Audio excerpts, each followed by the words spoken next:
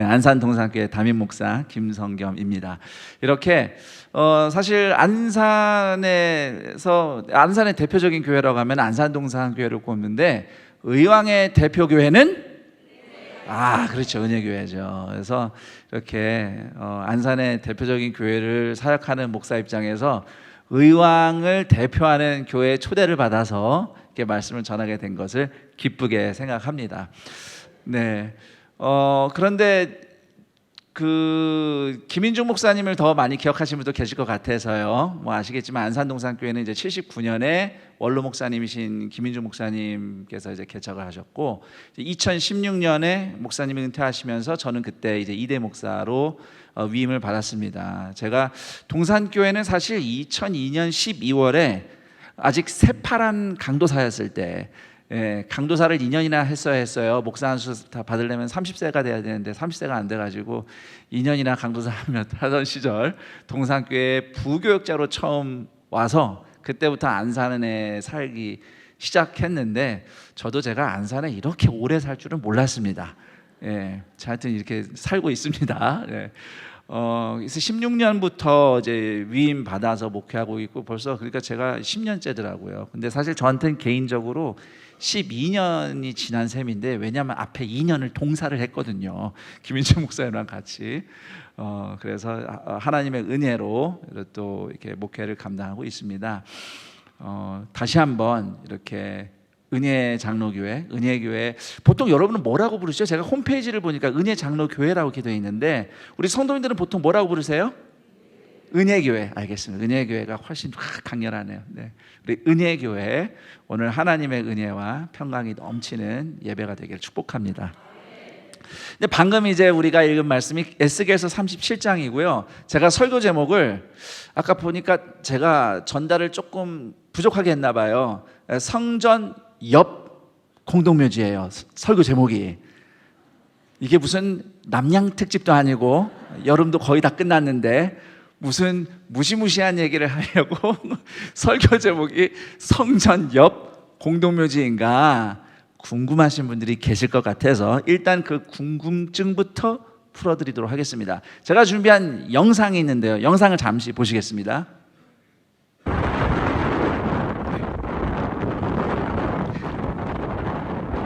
네, 지금 보시는 이 영상은 찍찍입니다. 우선 감람산에서 예루살렘 옛 성전터를 내려다보는 장면입니다. 방송실에서는 영상 멈추면 그냥 멈춰주시면 돼요. 계속 돌리실 필요 없습니다. 혹시 마지막 장면 좀 띄워주실 수 있을까요? 영상이 멈춘 상태. 네, 영상이 멈춘 상태. 딱 좋습니다.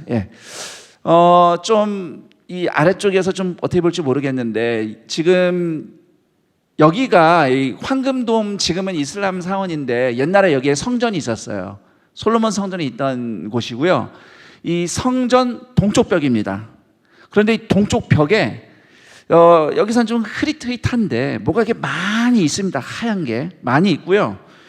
이쪽은 이제 감람산 쪽이에요. 감람산 서쪽 기슭인데, 산등성인데 여기에도 뭐가 막 있어요. 이게 다 무덤입니다. 네, 이게 다 무덤이에요.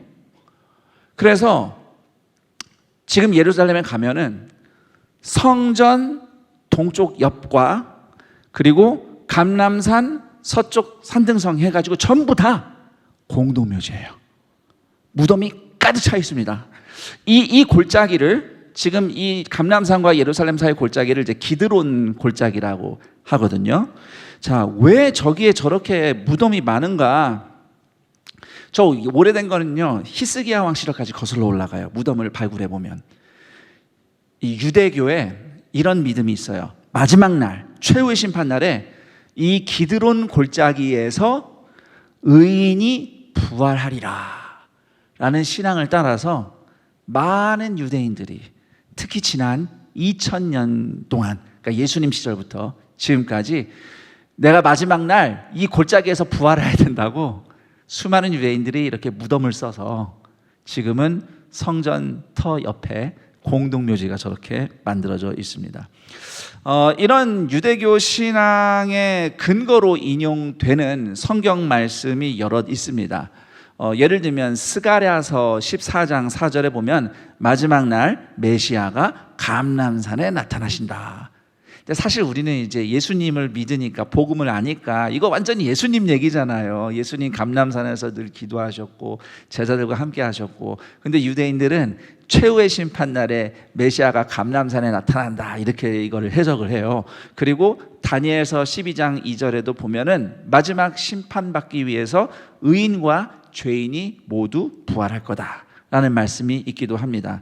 그리고 또 하나, 저 성전 옆 골짜기에서 마지막 날 부활한다고 유대인들이 믿을 때 사용하는 인용하는 성경 말씀이 바로 오늘 우리가 읽은 에스겔서 37장 말씀이에요. 너무도 유명한 말씀이죠. 어느 한 골짜기를 마른 뼈들이 뒤덮고 있는데 생환해서 큰 군대를 이룬다는 환상. 그리고 이제 오늘 우리가 읽은 말씀인데, 하나님께서 무덤에서 죽은 자들을 일으키실 것이다 라고 하는 말씀, 이 말씀이 오늘날 이 성전 옆에 공동묘지가 생기게 된 이제 근거가 되는 말씀입니다. 정말로 아까 이제 영상으로 잠시 보셨지만 예루살렘과 감람산 사이에 이렇게 골짜기에 막 널려 있는 무덤들을 보면 오늘 에스겔서 37장에 이 골짜기에 마른 뼈들이 생각이 납니다. 아까 보신 그 무덤들 안에 다 열어보면 뭐만 있을까요? 마른 뼈들만 있어요, 진짜로. 예. 그러니 오늘 에스겔서 37장과 오늘날 그 성전터 옆에 공동묘지가 묘하게 이어집니다. 사실 에스겔 선지자가 환상으로 본 그 마른 뼈들은 실제로 유다 백성이 겪은 끔찍한 고통과 관련이 있습니다. 바벨론이 예루살렘을 이제 침공해서 멸망시킬 때 그 주변 골짜기에 유다 백성의 시신으로 가득할 것이다 라고 예레미야서 7장 그리고 19장에 예언이 되어 있는데요, 예레미야의 예언대로 예루살렘이 파괴된 것처럼 유다 백성의 시신이 매장을 하지 못할 정도로 그 골짜기에 차고 넘친다는 예레미야의 예언도 그대로 성취되었다고 해석합니다. 자, 이렇게 에스겔이 봤던 그 마른 뼈 환상은 이스라엘 사람들이, 유다 백성들이 특히 예루살렘에서 일어난 그 트라우마 같은 사건을 배경으로 하고 있어요. 대신 에스겔이 본 환상과 유다 백성이 겪은 현실의 차이가 있습니다. 환상 속에서는 에스겔이 하나님의 말씀을 대언해서 명령을 하니까 마른 뼈들이 이어지고 근육이 붙고 살이 붙고 생기가 들어가서 큰 군대로 생환합니다. 자, 이 환상은 오늘 11절 이하에 설명된 대로 바벨론의 포로로 끌려갔던 유다 백성이 다시 돌아오고 이스라엘이 회복될 것이라는 하나님의 약속을 의미합니다. 실제로 에스겔서 37장 시절, 에스겔은 그 바벨론 포로가 한 3번 정도 있었어요. 맨 처음에 포로로 끌려간 사람이 다니엘, 그때 포로로 끌려간 사람들이, 그 다음에 2차로 끌려갔던 사람들 중에 한 사람이 에스겔 선지자예요. 그리고 에스겔이 바벨론으로 끌려가 있는 중에 드디어 바벨론이 3번 예루살렘 3번째 침공해서 멸망시켰을 때, 이제 그때 나머지 사람들 또 포로로 끌려오는데, 에스겔서 한 33장 34장쯤 되면은 그때 예루살렘이 이제 완전히 파괴됐다는 소식이 들려요. 그래서 에스겔이 이 환상을 봤을 때는 이 환상대로 예루살렘이 멸망당한 뒤였어요. 그러나 하나님은 에스겔의 환상 속에 그 마른 뼈들처럼 죽은 것 같은 이스라엘이 살아날 것이다, 이렇게 약속하시면서 환상을 보여주신 것이죠. 또 죽어서 무덤 속에 들어간 사람들처럼 그렇게 바벨론 포로로 끌려간 유다 백성들 다시 살아서 고향으로 돌아올 것이다 라고 약속을 하나님이 하신 겁니다. 그래서 다시 좀 정리를 하자면, 에스겔이 본 환상, 이 부활의 환상은 이스라엘의 회복을 의미하는 계시입니다. 하나님의 계시. 그런데 하나님은 더 큰 그림이 있으세요. 하나님의 큰 그림은 단지 이스라엘 백성 귀환해서 회복해서 돌아오는 것만이 아니라 죄로 죽은 세상의 모든 영혼들이 하나님께 새 영을 받아서 하나님을 향해 다시 살아나는 구원. 이게 하나님의 더 큰 그림이었어요. 에스겔의 환상은 단지 이스라엘이 회복된다 정도가 아닙니다. 우리의 구원을 예언하는 환상이었어요. 그래서 하나님께서는 이 에스겔이 환상으로 본 부활을 실제 사건으로 일어나게 하시죠. 바로 하나님의 독생자 예수 그리스도께서 우리 죄를 대신 짊어지시고 십자가에서 죽으셨으나 사흘 만에 부활하셔서 에스겔서 37장 12절 말씀처럼 무덤을 열고 나오셨습니다. 이렇게 죽으셨으나 부활하신 예수님을 주님으로 영접하면 예수님의 십자가 죽음과 내 운명이 합쳐지는 거예요.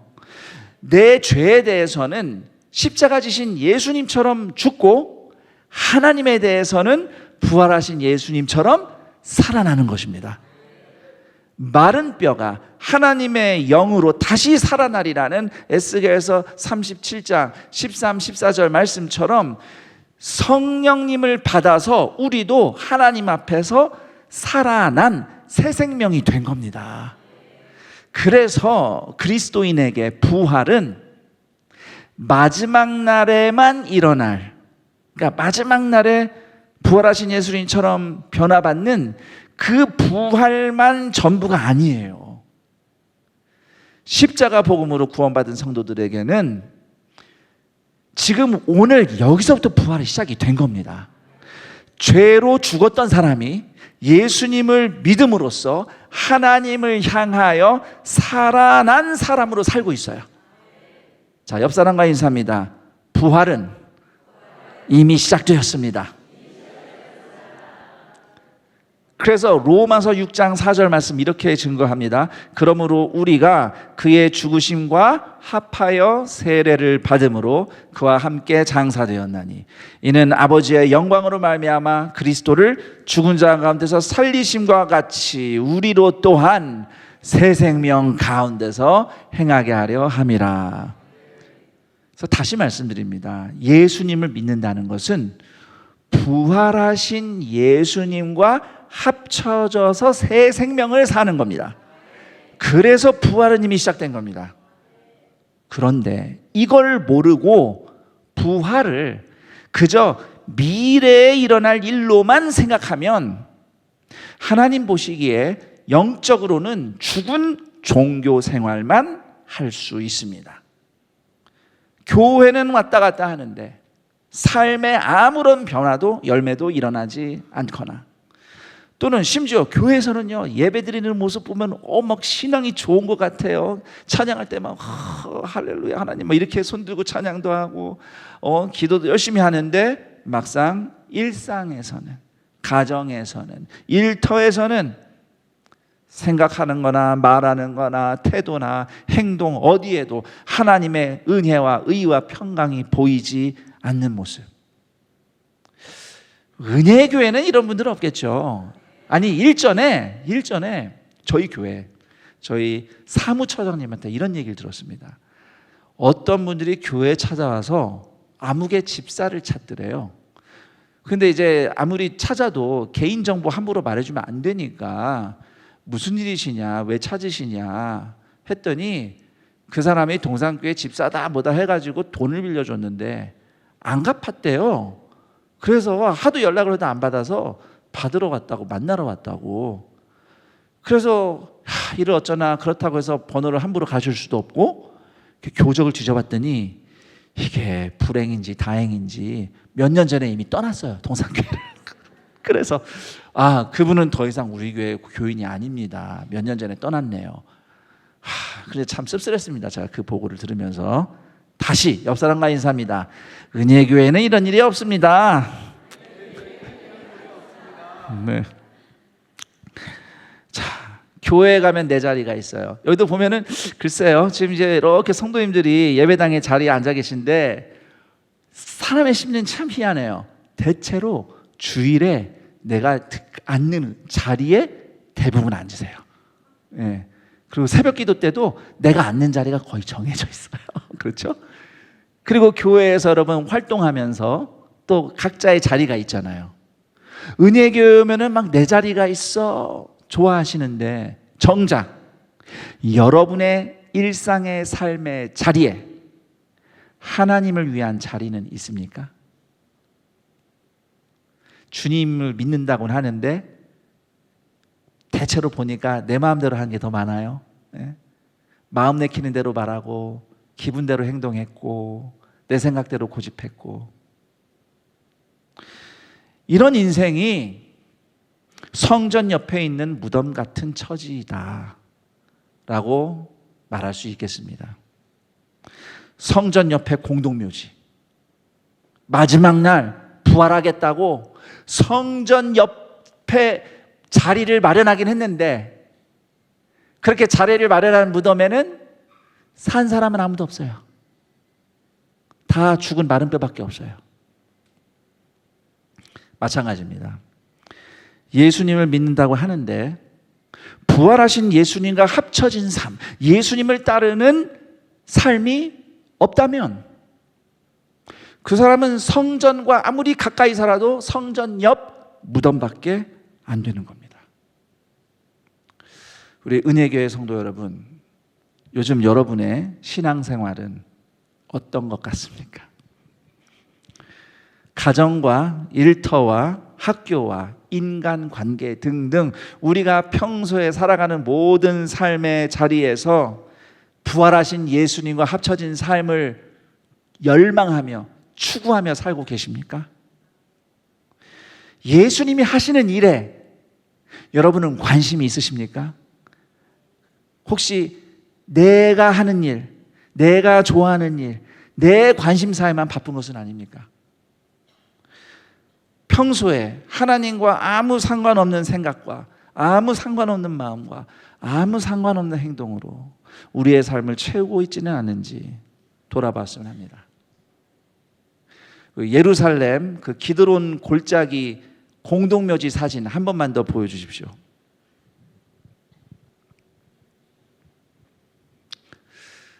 오늘 저녁 이렇게 많은 분들이 바쁜 일상 마치고 어쩌면 여기 7시 반에 맞춰서 오시기 위해서 저녁 식사도 좀 거르시면서 간식으로 간단하게 때우면서 많은 분들이 이 예배 자리에 모여 계신데, 혹시라도 그렇게 예배드리겠다고 이 자리를 메우고 있는 우리의 모습이, 우리의 영적 현실이 하나님 보시기에 이런 성전 옆 공동묘지가 아니기를 진심으로 축원합니다.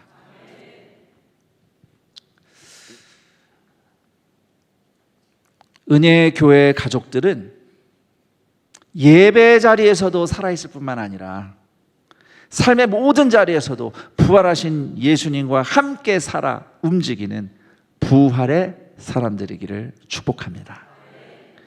우리가 예수님을 믿고 예수님과 연합함으로써 이 땅에서부터 시작된 부활의 삶, 예수님, 부활하신 예수님과 합쳐진 삶이란 무엇인가?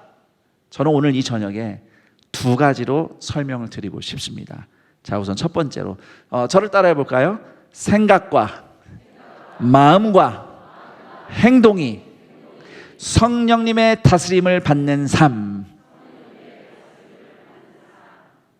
성령님이 별명이 있습니다. 사도행전 16장 7절에 보면은 성령님을 예수의 영이라고 부릅니다.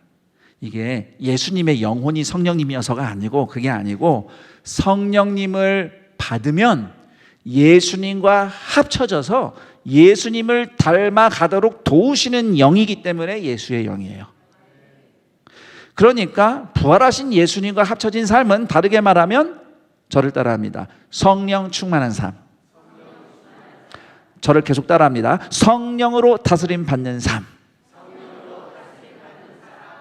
네. 자, 성령님의 다스림을 받는다는 것은 어떤 걸까요? 성령님의 다스림을 받으면 어떤 일들이 일어날까요? 자, 저를 따라합니다. 성령님의 다스림을 받으면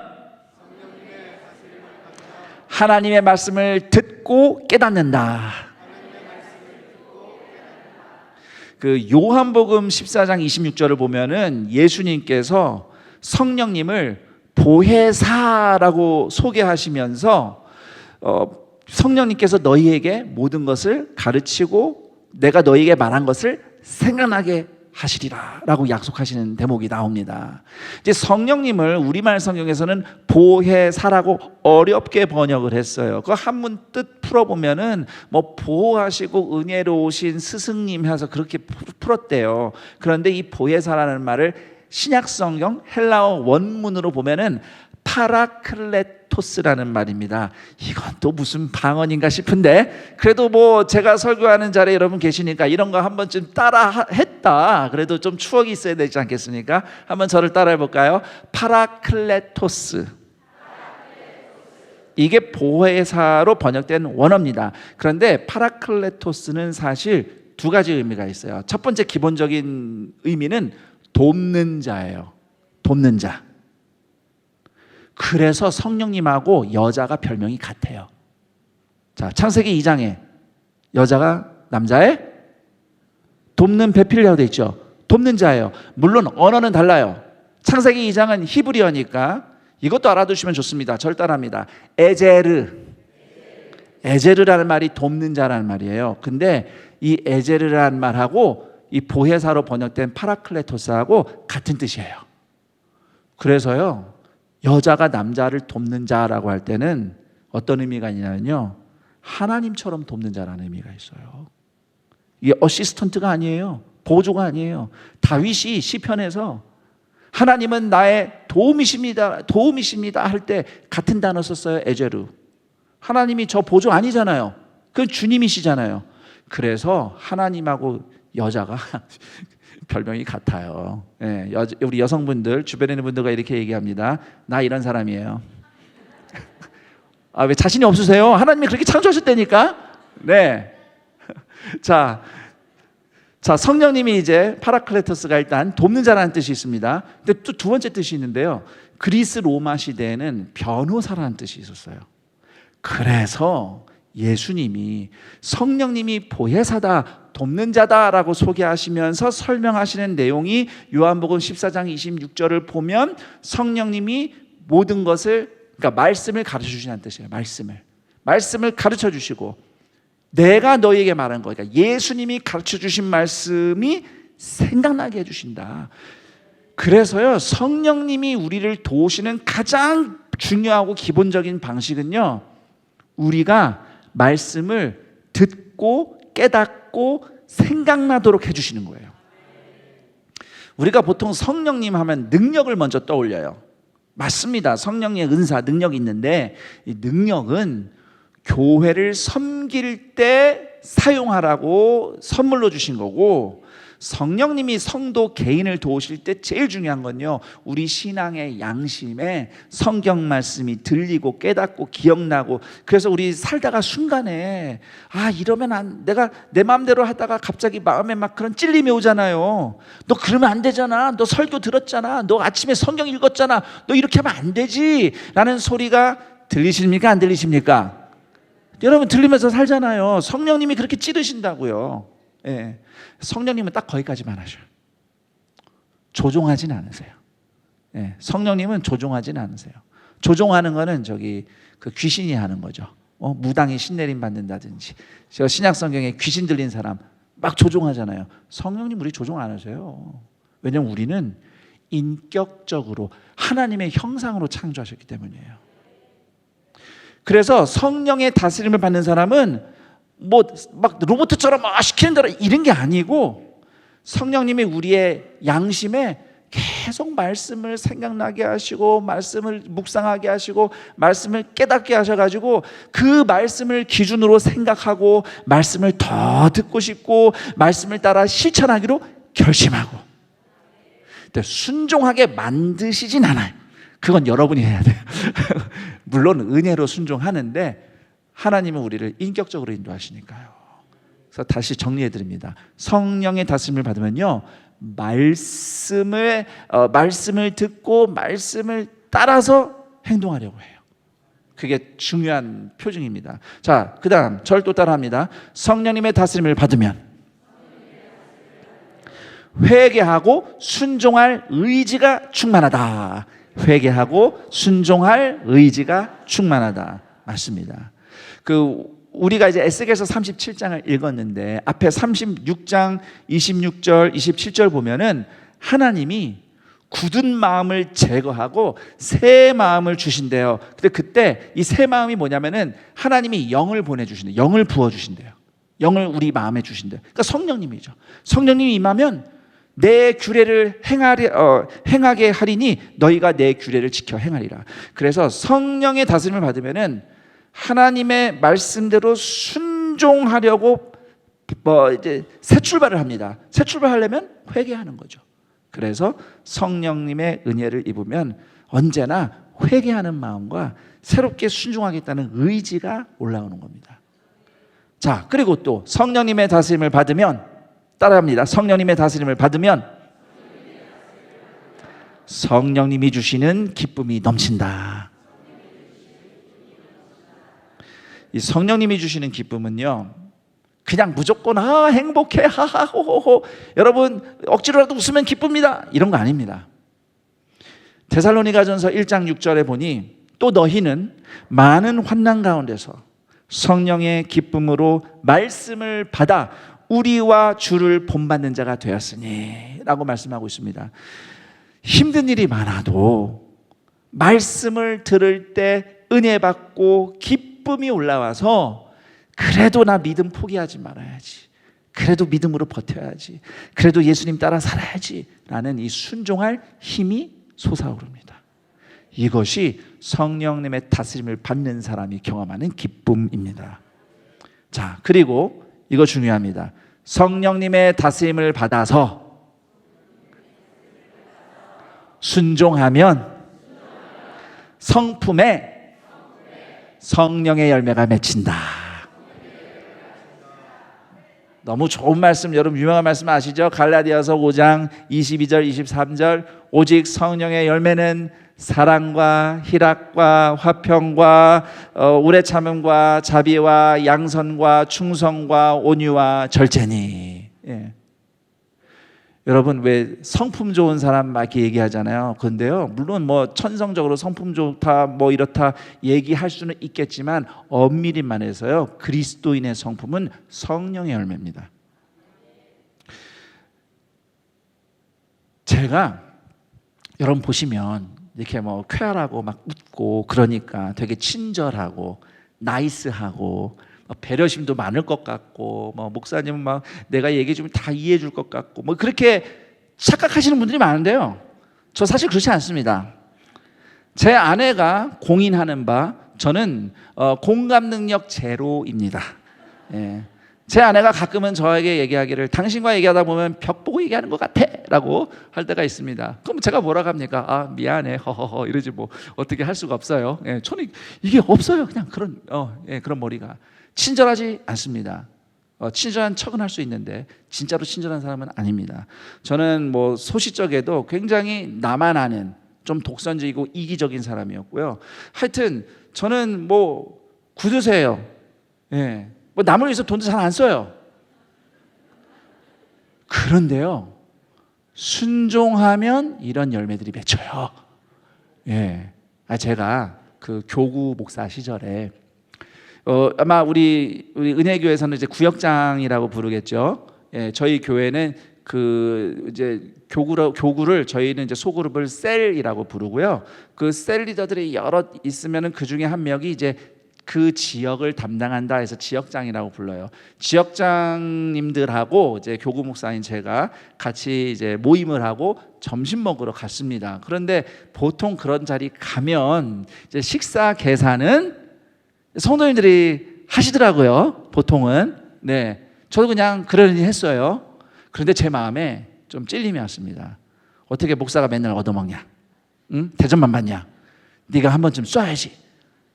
근데 거기 지역장님이 한 10명인가 12분 있었거든요. 그래서 저는 부목사였고, 그래서 마음에 이제 이게 하나님이 이제 저의 마음에 생각을 주신 거죠. 아, 나 돈 없는데요. 저 현금도 없는데 어떻게 이분들 다 제가 밥 사요? 그랬더니 갑자기 제 마음의 소리가 다 이렇게 울립니다. 신용카드 두고 뭐해? 그래가지고 제가 피할 구멍이 없어가지고 화장실 가는 척하고, 사실 제가 머리를 살짝 굴릴까 했어요. 아, 오늘 식사는 제가 대접하겠습니다. 그러면은 이제 어떻게 목사님이 그러세요? 됐습니다. 저희가 하겠습니다. 그래도 넣어두세요. 넣어. 그러면 예, 그럼 다음번에 이럴 수도 있었을 텐데, 그러면 너무 얍삽하니까 화장실 가는 척하고 계산대에 먼저 슬쩍 가서 계산을 했습니다. 카드를 꺼내는데요, 손이 떨려요. 쓱 커서 움찔해요. 자, 그럼 이제 화장실 갔다 온 척하고 식사 마치고 딱 나와서 우리 권사님들, 집사님들이 계산하려고 하는데 이미 결제가 됐잖아요. 그랬더니 이분들이 막 환호성을 지으면서 목사님, 나는 목사님이 사준 밥을 오늘 처음 먹어봤어요. 그러면서 난 지금까지 어떤 목사님에게도 식사 대접을 받아본 적이 없어요. 그러면서 다들 엄청 저를 막 칭찬하시는데 저는 정말 어디 쥐구멍이라도 있으면 숨고 싶었습니다. 아니, 제가 뭐 거기서 막 나는 역시 이런 너그러운 목사야 그러겠습니까? 아니잖아요. 저 등 떠밀려서 계산한 거예요. 카드 꺼낼 때도 손 바로 떨었어요. 씩 긋는데 움찔했어요. 그런데 막 성도님들이 목사님 정말 잘 섬기신다고 칭찬을 막 하는데 부끄러워 미치겠더라고요.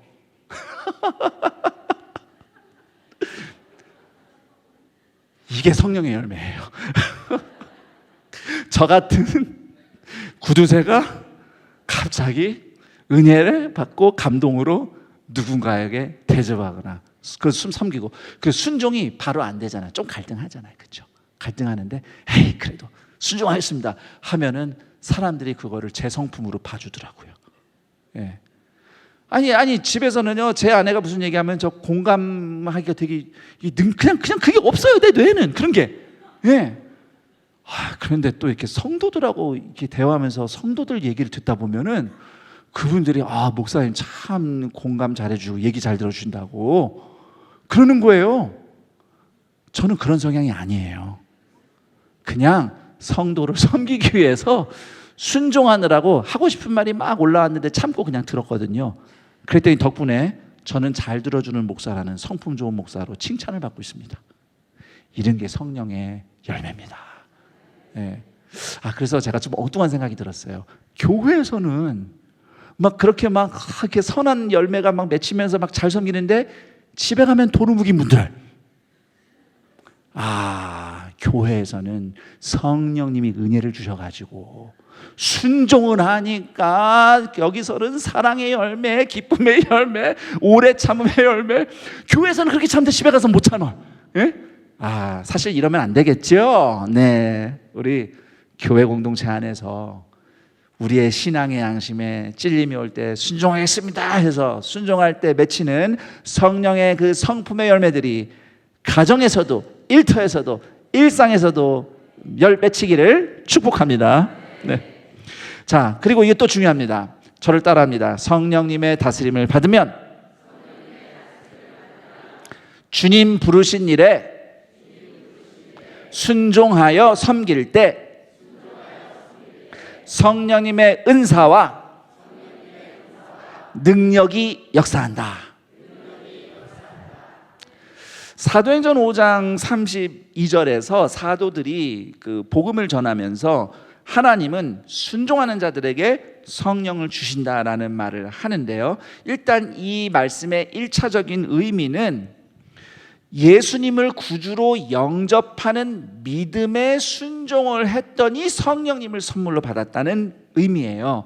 그런데 이거를 조금 더 확장해서 생각을 해보면 성령님의 임재와 성령님의 은사와 능력은 저를 따라합니다. 순종하는 자에게 주어진다. 저는 이게 굉장히 중요한 원리라는 것을 특히 이제 목회를 하면서 깨달았습니다. 여러분, 성령의 은사라고 하면은 은사가 선물이라는 뜻인데 기본적으로 성도가 하나님의 일과 교회를 섬길 수 있도록 성령님이 선물로 주신 능력이에요. 근데 이게 여러분 원래 타고난 재능 있잖아요. 또는 뭐 내 경험, 또는 내가 열심히 일을 해서 하나님이 뭐 물질의 복을 주셔서 재산이 많다. 이런 내가 가진 것하고 은사는 또 달라요. 이게 간혹은 뭐 달란트하고 은사하고 막 혼용해서 쓰는데, 제가 곰곰이 생각해 보니까 달란트를 얘기할 때하고 성령 은사는 조금 맥락이 다르더라고요. 자, 일단 여러분 뭐 달란트라고 표현되는 여러분 재능 이런 거, 이것도 하나님이 주신 거 맞습니다. 맞는데, 그리고 재산도 하나님이 주신 거 맞죠? 맞는데, 그리고 그걸로 교회를 섬기는 거 참 소중한 일인데, 성령의 은사라는 것은 원래 나한테 아예 없었던 거예요. 원래 없었던 거예요. 이게 내 능력이 아니에요. 경험도 없고 내 관심사도 아니에요. 그런데 하나님께서 교회를 통해서, 또 우리 고재국 담임 목사님을 통해서 여러분에게 집사님, 권사님 부탁드리겠습니다, 맡아주세요. 그럴 때 아니 나는 그 봉사를 생각해 본 적도 없고 하고 싶은 마음도 없고 해본 적도 없어서 어떻게 할 줄 모르겠는데 이거 안 하면 안 되나 하지만 그래도 담임 목사님이 나에게 맡기시니 힘들어도 잘 몰라도 순종해야지 마음을 먹고 순종하면 감당할 능력을 하나님이 주시죠. 그게 성령님의 은사예요. 그게 은사입니다.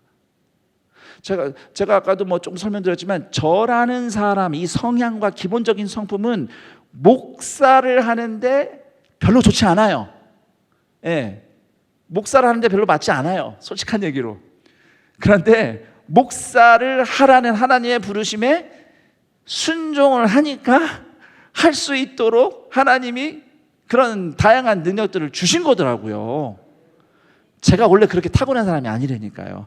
제가 사실 이제 허락받은 설교 시간이 한 짧으면 40분, 길면 1시간이라고 목사님 말씀하셨는데, 지금 시간을 보니까 이제 40분이 지났어요. 40분이 지났는데 혹시 허락받은 1시간을 생각해서 제가 조금 더 이야기를 해드릴 수도 있고, 아멘이십니까? 예. 아니면 내일 출근해야 돼요, 적당히 하시죠 하면 저는 적당히 할 수도 있습니다. 예. 어느 쪽으로 할까요? 어떤 분 적당히라고 하시네 진짜로. 예. 짧게 해볼게요. 짧게. 저희 어머니 서원기도 때문에 제가 목사가 됐어요. 억울합니다, 솔직히. 거의 세뇌당했어 어렸을 때. 예. 너는 하나님께 내가 기도로 드렸다. 그래서 어렸을 때부터 뭐 꿈이 과학자 이렇게 있다가 항상 꼭 나오는 게 목사였어요. 그래서 나중에 점점 추려지더라고요, 목사로. 왜 돼야 되는지 몰랐어요. 어머니가 그러라고 해서 했죠. 근데 나중에 대학생 되고 머리 커가지고요, 딴 생각이 들더라고요. 근데 그땐 제가 고등학교 대학 시절을 미국에서 보냈었거든요. 꼭 뭐 내가 목사가 돼야만 내가 정말 잘 섬기는 건가, 내가 직장생활 해서 돈 많이 벌고 헌금하고 봉사하면 내가 좋은 성도지 될 수 있지, 이래서 내가 그럼 나 목사 안 되겠다고 신학교 안 가겠다고 마음을 바꿨거든요. 물론 논리는 맞죠. 하지만 저는 상황이 다르잖아요. 어머니가 기도를 하신 거예요. 자, 혹시 여기 계신 분들 중에 어머니로서 자녀를 두고 서원 기도를 했는데 남편한테 아직 물어본 적이 없다. 구약 성경에 보니까요, 남편한테 물어봤는데 남편이 반대하면 취소할 수 있대요. 지금도 늦지 않았습니다. 예, 지금이라도 남편과 아버지가 상의해 보시고 아닌 것 같다 그러면은 남편께서 취소해 주세요. 예, 그리고 하나님이 여러분 자녀 부르실 거면 여러분 서원기도 아니어도 부르십니다. 예, 어쨌거나 그래서 이제 부모님과 좀 갈등이 있는 차에 어머니가 갑자기 좀 병에 걸리셨어요. 제가 병명은 잘 몰라요. 장 꼬이는 거라고 하는데, 장 꼬이면 무조건 수술해야 된다고 하더라고요. 근데 저희가 그때 미국에 있었고 아시다시피 미국의 그 병원비가 어마무시합니다. 예, 저는 보험도 없었고, 그래서 기도만 하시는 거예요. 어머니가 기도만 하시는데 저도 걱정이 되니까 교회 가서 막 철야 기도를 혼자 하다가, 그런 적이 없었는데 걱정이 돼서 문득 제 마음에 회개가 됐어요. 아무리 내가 한 기도가 아니고 어머니가 한 거여도 그거 서원기도 하나님께 약속한 건데 내가 그거 함부로 생각했구나 해서 제가 하나님께 거래를 하진 않았어요. 뭐 나 신학교 갈 테니까 어머니 살려주세요, 이런 건 안 했습니다. 진짜로 그냥 회개만 했어요. 하나님과의 약속을 소홀히 생각했습니다. 저 신학교 가겠습니다 라고 기도했을 때가 이제 대학 2학년 때였어요. 그때부터 어머니가 컨디션이 좋아지는데요, 점점 안 아프신 거예요. 그래서 신기해서 어머니가 그 LA 한인타운에 내과를 가서 검사를 해봤습니다. 그때 의사가 뭐 하셨어요? 싹 다 나았네요? 그러신 거예요. 제가 그 얘기를 듣고 충격을 받았어요. 그제서야 어머니한테, 이제 부모님께 말씀드렸죠. 제가 사실은 이래저래 해서 그때쯤에 기도를 했습니다. 뭐 엄청 좋아하시더라고요, 부모님은. 근데 저는 그때부터 공포에 떨기 시작했습니다. 왜 그럴까요? 이 내가 신학교를 안 간다고 해서 하나님이 어머니를 치셨다면, 다음번에 제가 또 안 간다 그러면 그 다음 누구 순서일까요? 저죠. 이제 다음에 저예요, 무조건. 그래서 저는 그때부터 살기 위해서 신학교를 가겠다고 결심했어요. 안 가면 죽을까 봐. 그래서 이제 제 주변에 있는 친구들이 너 대학 졸업하고 뭐 하냐? 그러면 나 신학교 갈 거야. 그러면 야, 너 왜 신학교를 가냐? 뭐 이거 하면 되잖아. 그랬더니 안 가면 죽어 그랬어요, 제가 진짜로. 그 종교개혁자 마틴 루터가 원래 법학도였는데 벼락 맞아 죽을 뻔하고선 신학으로 바꿨다는 얘기를 제가 들은 적이 있거든요. 비슷한 거예요. 비슷한 겁니다. 그렇게 해서 하고 이제 대학 졸업할 때, 그때 이제 저희 부모님은 이제 사업이 막 하시는 일 망해서 이제 그냥 뭐라 그러죠? 파산 처리하고 그냥 하나님만 의지해서 한국으로 돌아오셨고, 저는 이제 대학을 졸업하고 저도 미국에 미련이 없어서 한국에 돌아오고 와서 보니까 이제 신학교를 이제 가게 됐어요. 신학교를 가서 이제 시험 치고 면접을 하는데요. 그 저희 총신, 우리 그 합동 측 신학교 총신은요, 목사로서의 소명이 있는 사람만 선발해요. 그래서 신학교 교수님들이 면접을 할 때 꼭 그거 물어보십니다. 목사로서의 소명 어떻게 받았느냐? 저는 안 받았잖아요. 저는 죽기 싫어서 신학교로 온 건데 뭐라고 답해야 될지 모르겠어요. 그래서 일단은 제가 아까 방금 말씀드린 거, 제가 짧게 말씀드린 거 길게 디테일하게 막 말씀드렸더니 교수님이 와 대단하구만, 할렐루야 아멘 이러시면서 얘기를 막 들으시고 문제 삼지 않으셨어요. 예, 그래서 하나님의 은혜로 신학교를 들어갔죠. 들어가서도 제가 속으로 그랬어요. 하나님, 저 약속 지켰습니다. 저 신학교 왔어요. 목사는 아닙니다 그랬거든요. 그러다가 이제 신학교에서 기독교 상담, 목회 상담 공부하면서 제 자신을 더 이해하게 되고 사람에 대한 관심이 생기고, 전에는 사람에 대한 관심이 없었어요. 저는 사람에 대한 관심이 생기고 돌보고 싶고 섬기고 싶은 마음을 하나님 주시더니 어느 순간에는 제가 신학교 2학년 때 혼자 스스로 묵상하다가 이렇게 고백했어요. 하나님, 저 목사 될 수 있게 해주셔서 감사합니다. 네. 그 시절에 제가 한참 읽었던 책 중에 박영선 목사님이 쓰신 그 하나님의 열심이라는 책이 있어요. 근데 그 책에 하나님이 우리를 설득하신다는 내용이 있거든요.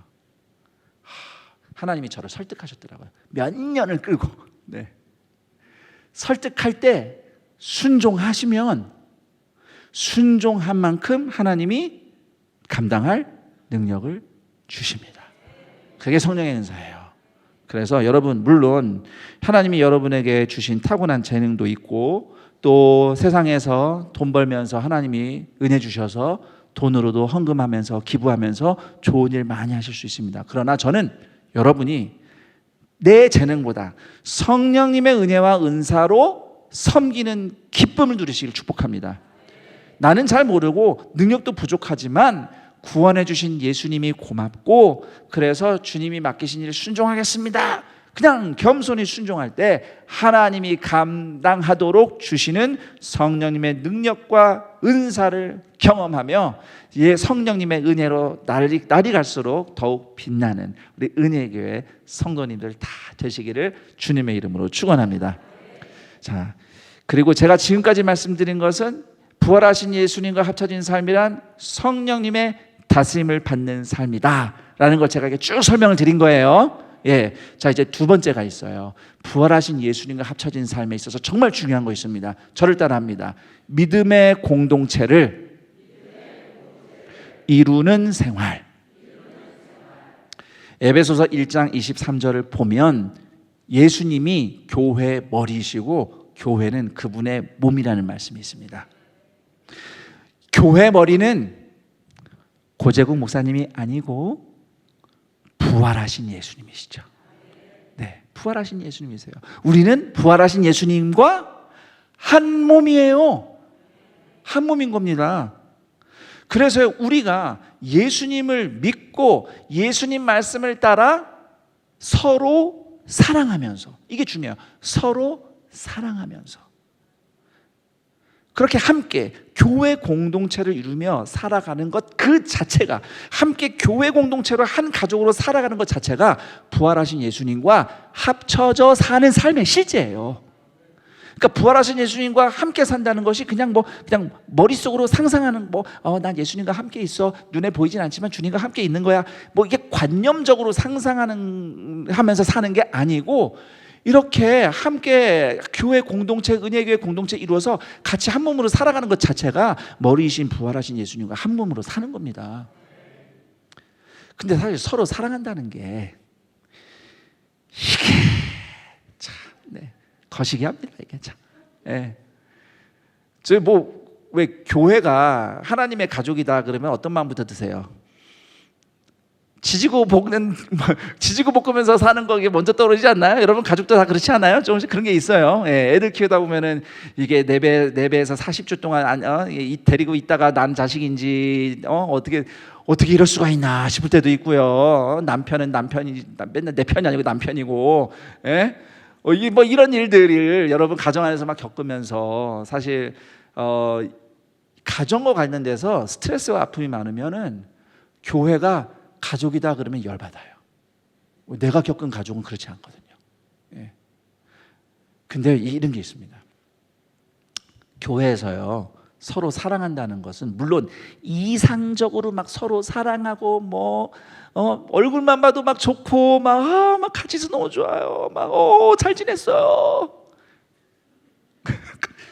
지금 여기 계신 여러분 표정이 정말 그런 일이 일어난단 말인가? 이런 표정인 것 같은데, 그게 아니고, 물론 몇몇 사람은 그럴 수 있죠. 몇몇 사람은. 근데 솔직히요, 우리 교회 안에서 보면은 저 사람은 어디 이상한 가나 싶을 때도 있어요. 그럴 때도 있어요. 근데 중요한 것은 저를 따르면 그래도 함께 있는 것. 여러분, 부부가 싸워도 잠은 집에 와서 자는 거예요.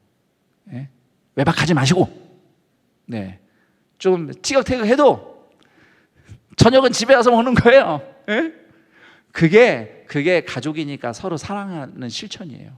하나됨을 지키는 거. 그래서 에베소서 4장 3절에도 성령이 하나 되게 하신 걸 지키라. 이게 우리가 실천해야 할 교회 공동체의 기본적인 사랑이자 가장 중요한 사랑이에요. 그래서 아무리 우리가 교회 성도고 가족이라도 인간적으로는 안 맞는 것도 많아요. 힘든 것도 많아요. 사실 얼굴 볼 때 열받을 때도 있어요. 그렇지만 우리가 또 예배 드리고 나면 막 은혜 받잖아요. 은혜 받으면 또 막 이뻐 보이고 좋아 보이고 그렇잖아요. 제가 최근에 저희 교회 성도 한 분이 수양에 오셔가지고 은혜를 받고 간증을 하는데, 남편을 보는데 웬 청년이 있는 줄 알았대요. 애들이 막 초등학생인데 보니까, 아니 초등학생 키우는 지금 남편이 무슨 청년이에요. 제가 그분 얘기 듣고, 저분 성령의 은혜 엄청 받았구나. 남편이 청년으로 보이고. 이게 중요합니다. 성도는 예배에서 은혜를 받으면 옆에 있는 그대가 예뻐 보입니다. 옆 사람과 인사합니다. 당신 멋져. 네. 그리고요, 별로 안 멋져도 순종하면, 아예 안 멋진데 멋져라고 순종하면 멋지게 보이는 줄 믿습니다. 자, 이렇게 우리가 예수님의 몸된 교회 공동체로 함께 살아가는 것이 부활하신 예수님과 연합해서 사는 삶의 실제인 것입니다. 그럼 제가 이 질문을 해보죠. 예수님이 머리로 계시는 몸된 교회 공동체가 되려면 최소한 몇 명은 있어야 될까요? 한 10명은 모여야 되나? 네? 최대한 많아야 될 것 같아요.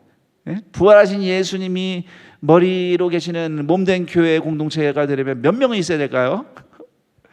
힌트. 예수님이 이에 대해서 말씀을 하셨어요.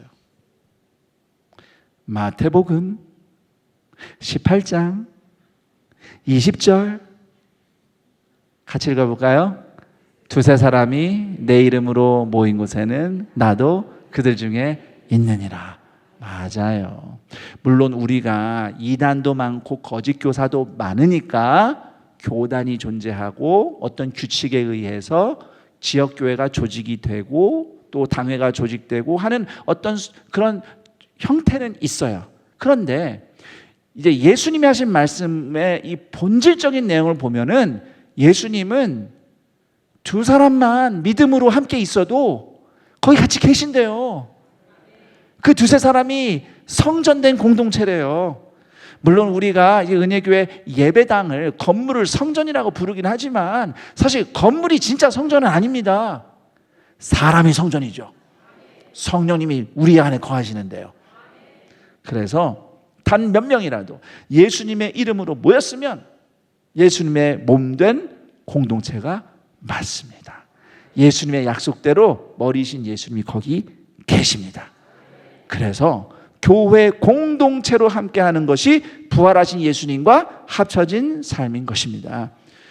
성경 어디에도 나 혼자 잘 믿으면 되지, 사람 보지 말고 하나님만 봐. 성경 어디에도 그런 거 없습니다. 그렇게 말씀하시는 분은 다 배경이 있죠.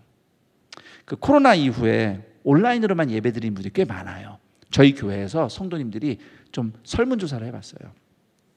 여러분들은 마음에 코로나 기간 동안 나태해져가지고 지금도 온라인으로 예배드리나 보다 이렇게 여기 모인 분들은 그런 판단이 드실 수도 있어요. 근데 저희가 그 조사를 하면서 깨닫게 된 게 있어요. 물론 본인이 나태해져서 요즘 온라인으로만 예배드린다고 인정하는 분들이 설문 대상자의 3분의 1 정도 있었고요.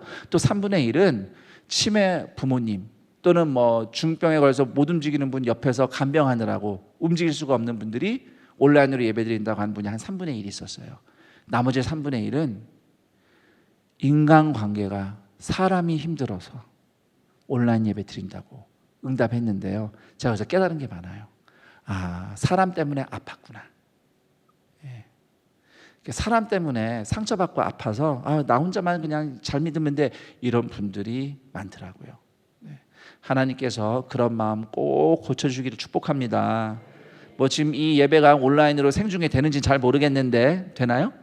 예. 혹시 온라인으로 멀리서 또는 이런저런 마음으로 지금 이 자리에 함께하고 계시는 분들 혹시 그런 어려운 마음이 있으시다면은 주님이 꼭 그 마음에 위로와 회복을 주시고 직접 함께 만나서 같이 예수님의 이름으로 예배하며 서로 사랑하며 환대하며 용납하는 가운데서 부활하신 예수님의 임재와 능력을 경험하는 신앙을 회복하시기를 축복합니다. 이제 저 마지막으로 권면하고 싶습니다. 부활하신 예수님과 합쳐진 성도가 매일 성령님의 다스림을 받는 길은 저를 따라합니다. 말씀과 기도. 네, 이거밖에 없습니다. 기본이. 밥을 지어서 앞에 둘 수 있는데 먹는 건 내가 해야 돼요. 그게 말씀과 기도입니다. 말씀을 듣고 기도하는 시간을 통해 우리는 순종할 의지와 지혜와 힘을 얻습니다.